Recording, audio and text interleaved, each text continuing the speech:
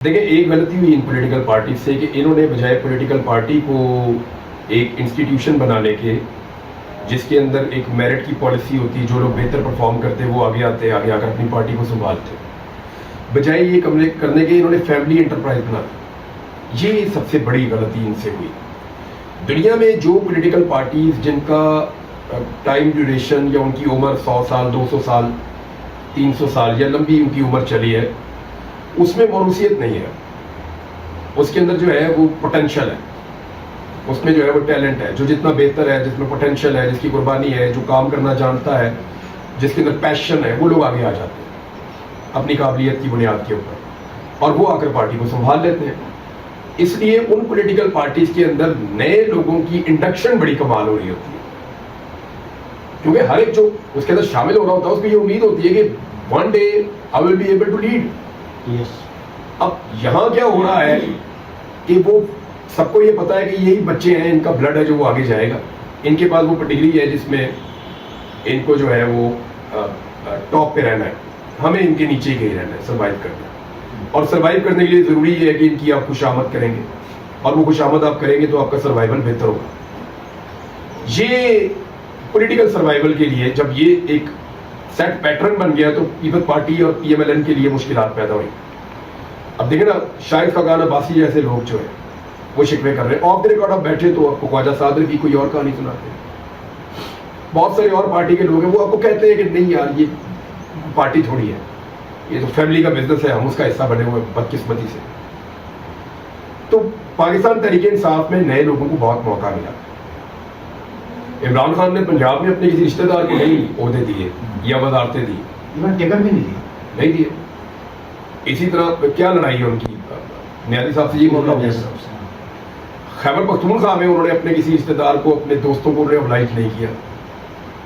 وہ کوشش کرتے ہیں میرٹ کے اوپر کام چلے، اور ان کے بعد ان کی گھر کا کوئی بندہ بھی پارٹی سنبھالنے نہیں آ رہا، تو اس لیے ان کی پارٹی میں نئے لوگوں کی انڈکشن بہت زیادہ ہوئی، نئے لوگ بہت تیزی سے بڑے جذبے کے ساتھ پارٹی کے اندر آئے، تو اس کا اس لیے مستقبل بہتر ہے۔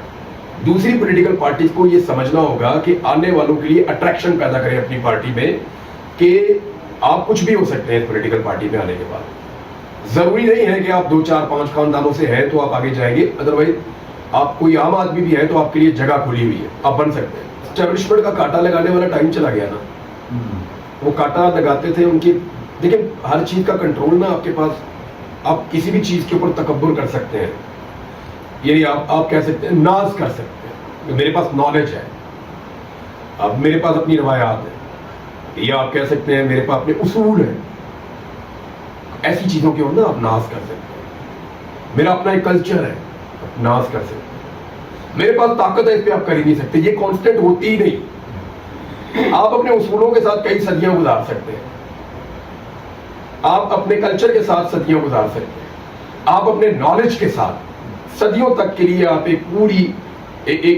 پوری آپ کتابیں چھوڑ سکتے ہیں، آپ ایک ہسٹری آپ چھوڑ سکتے ہیں، آپ کی آنے والی نسلیں اس کو کیری کر سکتی ہیں، اپنی مہارت کے ساتھ آپ کر سکتے ہیں، یہ ساری چیزیں آپ کے ساتھ رہتی ہیں، لیکن جو طاقت ہے نا وہ آپ کے ساتھ رہتی نہیں ہے۔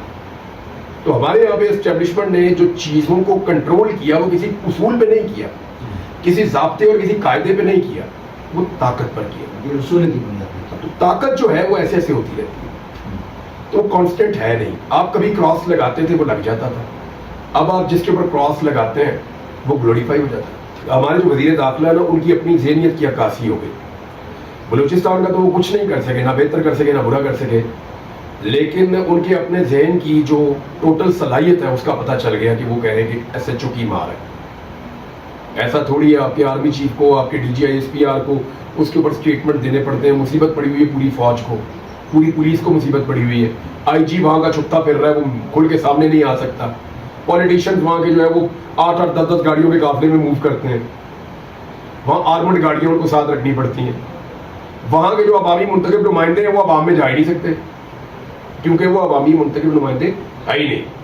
تو یہ تو ایک بڑا بونگا اسٹیٹمنٹ ہے، اور آپ ان سے یہی ایکسپیکٹ کر سکتے ہیں۔ اس کا ریزن یہ ہے کہ وہ انہوں نے کبھی پبلک پولیٹکس کی ہی نہیں، ان کو وہ ایک تعلقات کی بنیاد کے اوپر ہر چیز ان کو جو ہے وہ تشتری میں ڈال کے مل رہی ہے۔ تو جب وہ آئیں گے نا میدان میں، جب انہیں آٹے دال کا بھاؤ پتہ چلے گا تو پھر میں سے پوچھیں گے پھر جناب تصور کی ہے. لیکن اب معاملہ یہ ہے کہ بلوچستان کے مسئلے کا حل ہے. جی سب سے پہلے دیکھیں مسئلہ کیا، وہ مانگتے کیا ہے آپ سے.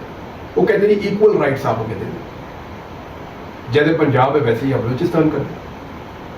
ایکچولی تو سمپلیفائی اس کو میں کروں تو وہ یہی کہتے ہیں نا، جیسے وہاں پہ ہے ویسے یہاں کرتے ہیں. مجھے بتائیں نا، ہمارے یہاں پہ ایک بندہ غائب ہو جاتا ہم کتنا رولا ڈالتے ہیں، ایک بندہ یہاں مارا جاتا کتنا. ذل شاہ آپ کو آج بھی یاد ہے، تو بلوچستان میں ہوتا ذل شاہ آپ کو یاد ہوتا. بالکل. تو پھر وہ کہتے ہیں ایکول کرتے ہیں، ہماری اور آپ کی جان کی قیمت ایک جیسی کرتے ہیں، ہمارے اور آپ کا لیونگ سٹینڈرڈ ایک جیسا کرتے ہیں، ہمارے اور آپ کے ایک جیسے شناختی کارڈ ہے تو ہماری عزت احترام اور اس ملک کے اوپر ہمارا حق ایک جیسا کر دیں، وسائل کے اوپر آپ ہمارا حق ایک جیسا کر دیں، قانون کی نظر میں ہمیں ایک جیسا کر دیں. تو وہ آپ سے ایکوالٹی مانگ رہے ہیں نا، ایک جیسے رائٹس مانگ رہے ہیں. ایکچولی تو سمپلیفائی کریں تو وہ یہ مانگ رہے ہیں، ہم ان کو دے نہیں پا رہے. بڑا لمبا عرصہ ہو گیا. دوسری بات یہ کہ ان کا یہ ماننا ہے کہ ان کے پاس ساری معدنیات ہیں، منرلز ہیں، ذخائر ہیں جو پاکستان کے بھی ہیں، ان کے بھی ہیں. انہیں یہ لگتا ہے کہ ان کی وجہ سے وہ محرومی کی زندگی گزار رہے ہیں. ہمارے جو وزیر داخلہ ہے نا، ان کی اپنی ذہنیت کی عکاسی ہو گئی.